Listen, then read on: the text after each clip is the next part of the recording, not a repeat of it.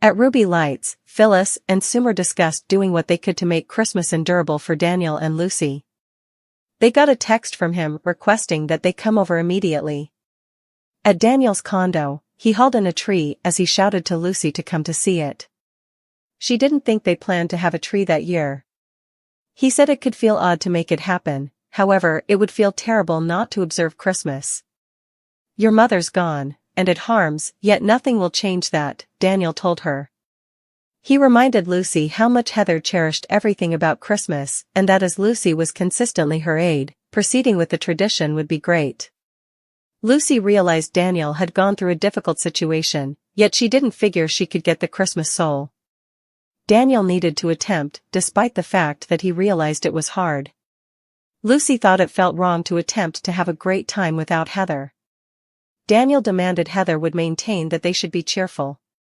"Could I continue onward with adorning the tree, and when I'm done, assuming you disdain it and need to get rid of it, I'll toss it in the garbage," Daniel guaranteed. He said he comprehended how she felt. "In any case, assuming this assists us with feeling nearer to Mother at the present time, I could utilize that." "You could utilize that as well," he said, and Lucy concurred. Daniel guaranteed no tension and advised her to put on music and get food rolling. "What's more, we'll find out how this turns out," Daniel expressed ideally as he went to chip away at the tree. Daniel put the lights on the tree and saw Lucy taking a gander at the snow globe Heather had given her. Phyllis and Summer came over and acknowledged they'd been brought in as fortifications. Daniel discreetly told Phyllis his arrangement wasn't working, yet Summer called him out for putting two indistinguishable trimmings close to each other on the tree. Phyllis brought up another blooper, and soon, Lucy was adorning. Love General Emergency Clinic, B&B, days or different cleansers? Join the discussion on our SC sheets. Click here to associate with fans and plunge into conversations now. At the point when they were finished brightening the tree, they generally remained back to respect it. The discussion went to Heather, and Lucy got sad as she noticed that her mother would have adored the tree. "I'm certain she does," Daniel expressed without hesitation as Phyllis embraced Lucy. Lucy had more decorations and requested that Phyllis and Summer stay to make another custom. Summer took a trimming and said it was a suggestion to cherish and uphold each other some additional this year. Then, Lucy made a wish on her decoration that her mother remained in her heart. "Furthermore, that she directs me down the correct way and that I remember how her voice sounded when she let me know she cherished me," Lucy added. Daniel took a decoration and said that Heather saw the most terrible sides of individuals in her occupation yet kept on seeing the decency. "That is my desire, that I can lead with consideration and understanding," he said as he draped the adornment on the tree. Phyllis said that her desire was that Heather could find happiness in the hereafter, realizing there was equity. At Sharon's, Scratch inquired as to whether she was okay in the wake of emerging from entrancing. He proposed to bring Ellen back, assuming that she really wanted him. Sharon said she expected to sort things out to her. Michael recommended she discuss it while it was new to her. Sharon described how she was contending with Heather and pushed her, yet Heather got up. Sharon recalled that somebody contacting her. "Another person was there," she said. Scratch rehashed that Sharon could never have killed Heather, given the occasions she recalled. Sharon said the responsibility of reasoning she was the killer was gobbling her up. She felt that she was having power outages from the culpability. "Consider the possibility that I was off base from the start?" Sharon pondered. Michael let Scratch know that the entrancing was promising, however they required more. Unconfirmed new recollections weren't sufficient. They expected to support that there was another person in the room. Sharon said she was certain somebody had gotten her shoulder. Scratch was resolved that the police expected to find the other individual who was in the structure that evening. Sharon ran off a rundown of potential ways the individual had gotten into the loft. She realized that whoever it was had proactively been in the loft when she and Heather were contending, as Heather wouldn't let her leave. Scratch contemplated whether the individual who was there had followed Sharon to Daniel's condo. Scratch was started up and proposed that the prescriptions, running Phyllis off the street, and Heather's passing, could all prompt one individual.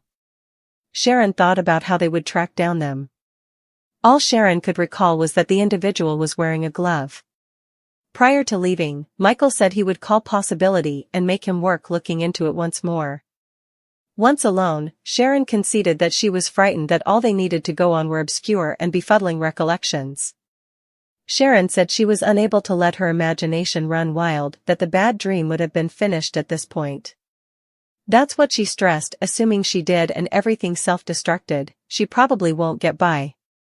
Scratch guaranteed they would find whoever was capable on the grounds that it wasn't Sharon.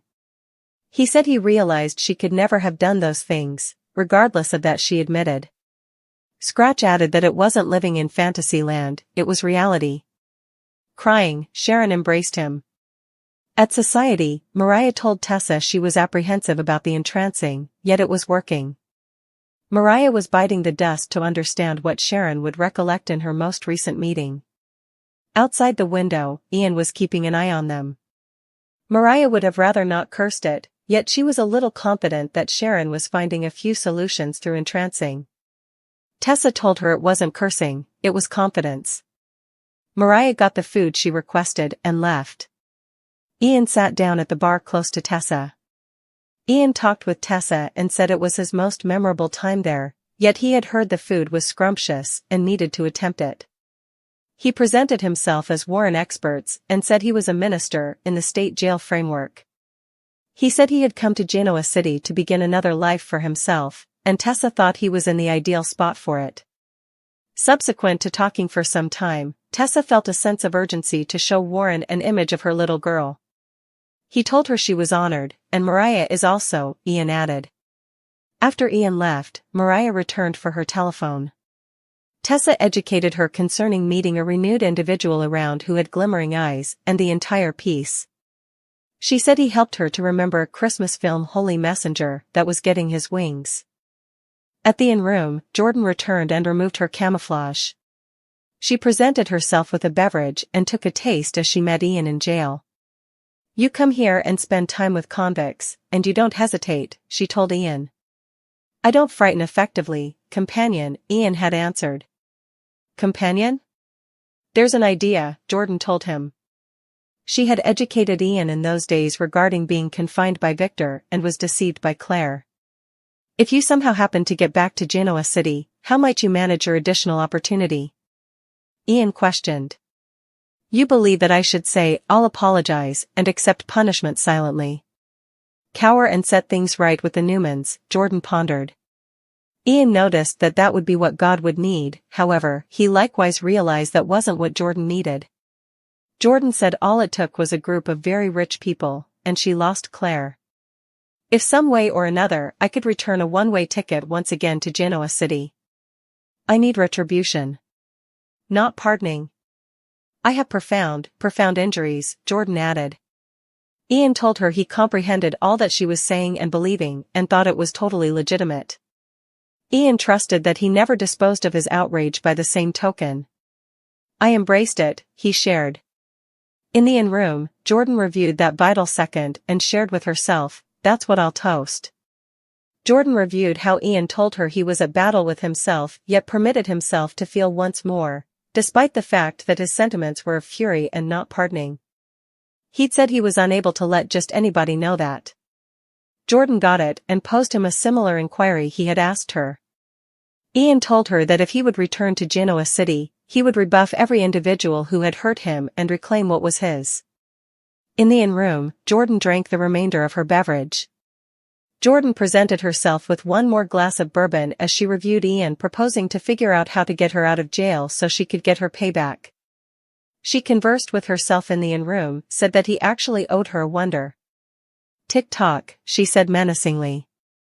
Ian came into the in-room, and Jordan let him know she had been reviewing the way that they met. She let him know that albeit the subtleties could vary in their arrangements, they had similar objectives.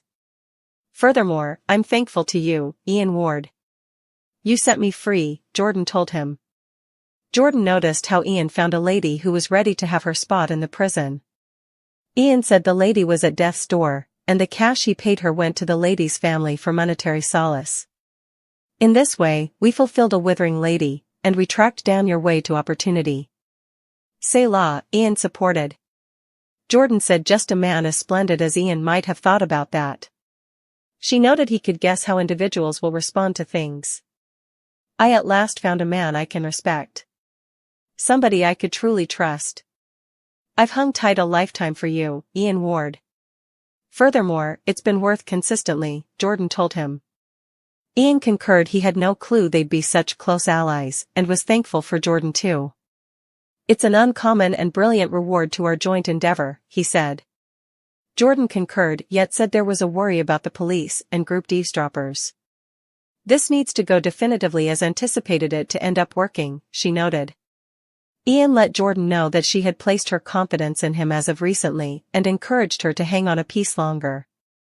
What's more, we won't require a supernatural occurrence this time. We will get all that we need, Ian added before they began kissing. Tessa spouted about Warren and wondered about what his life resembled as a jail cleric. Mariah prodded that she seemed as though she'd met a talker. Tessa conceded she'd shown him a pie. Tessa's boots crunched against the snow-dusted pavement as she walked briskly through the park. The air was crisp, and the last light of the day was fading into a soft twilight glow. Her breath puffed out in little clouds, and she pulled her scarf tighter around her neck.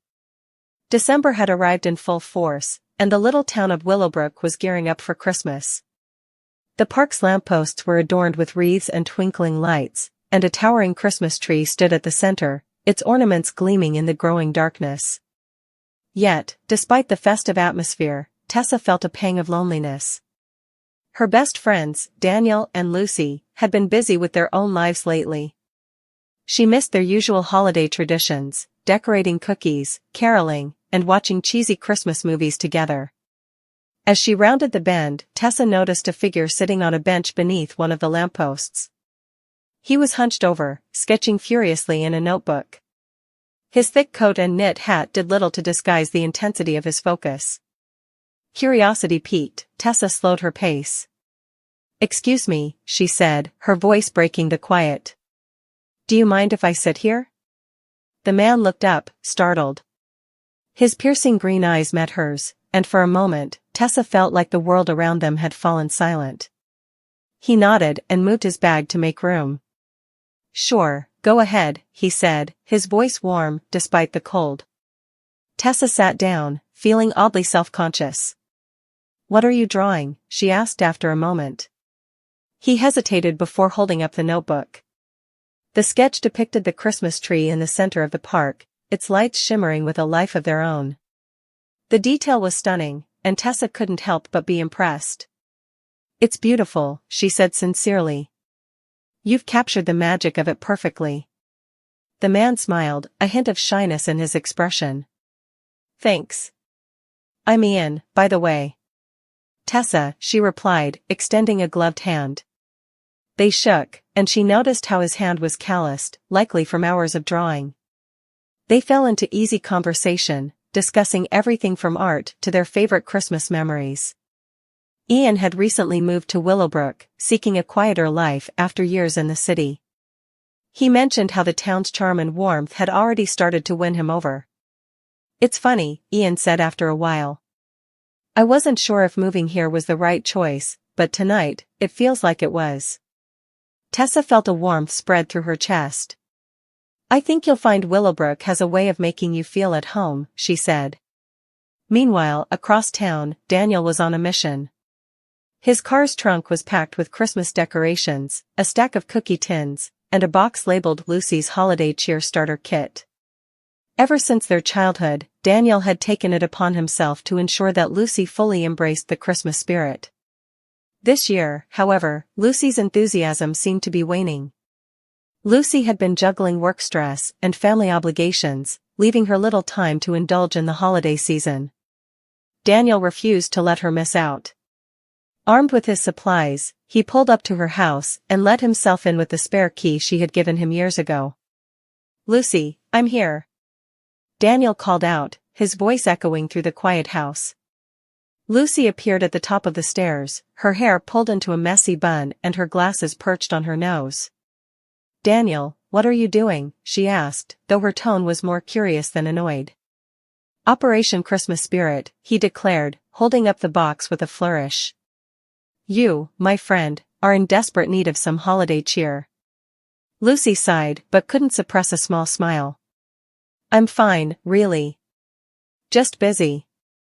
Busy doesn't mean you have to miss out, Daniel countered, setting the box down on the living room floor. Now, let's start with some decorations. Despite her protests, Lucy found herself laughing as Daniel untangled strings of lights and dramatically debated the placement of each ornament. By the time they were done, the living room was transformed into a cozy holiday haven, complete with a crackling fire on the TV screen and the scent of cinnamon candles filling the air. Okay, I'll admit it, Lucy said, sipping the hot cocoa Daniel had made. This does feel nice. Daniel grinned. See? Christmas magic works every time. As the days went on, Tessa and Ian continued to meet in the park, their conversations growing deeper and more personal. Tessa learned about Ian's dreams of illustrating children's books, and Ian listened as Tessa shared her love for baking and her hopes of opening her own bakery someday. They became each other's sounding boards, their connection feeling both new and familiar. One snowy evening, Ian surprised Tessa with a sketch of her surrounded by pastries and cakes, her apron dusted with flour. The drawing was so detailed and heartfelt that Tessa's eyes filled with tears. I can't believe you did this, she said, her voice trembling. It's perfect. Ian smiled softly. You inspire me, Tessa. Your passion, your kindness, it's infectious. Tessa's cheeks flushed, but she didn't look away. Thank you, Ian. That means more than you know. On Christmas Eve, Daniel convinced Lucy to join him for a small gathering at Tessa's place. When they arrived, they found Tessa and Ian setting up a buffet of holiday treats. The house was warm and inviting, with soft music playing and the scent of freshly baked cookies wafting through the air. It looks amazing in here, Lucy said, her eyes wide as she took in the decorations and the spread of food. Thanks, Tessa said, beaming. Ian helped with the setup. Lucy's gaze flicked to Ian, who smiled and gave a small wave. Nice to meet you, Ian. I'm Lucy. Likewise, Ian said. The evening was filled with laughter, stories, and the kind of joy that only Christmas could bring. Daniel led everyone in a round of carols, his enthusiasm infectious even to the most reluctant singers. Lucy found herself laughing more than she had in weeks, and Tessa couldn't help but notice how Ian seemed to fit seamlessly into their group. As the clock struck midnight, they exchanged small gifts. Ian handed Tessa a wrapped package, and her breath caught when she opened it. Inside was a beautifully illustrated book, the cover depicting a bakery that looked strikingly like the one she had always dreamed of owning. Ian, Tessa began, her voice thick with emotion. It's a mock-up, Ian said quickly. I wanted to show you what your dream could look like. You deserve to see it. Tessa threw her arms around him, her heart full. Thank you. This is the best gift I could have ever received. As the snow fell softly outside, Tessa realized that this Christmas had brought her more than she had ever expected. Ian's arrival, Daniel's unyielding Christmas spirit, and the warmth of her friends had reminded her of what truly mattered: love, friendship, and the magic of the season.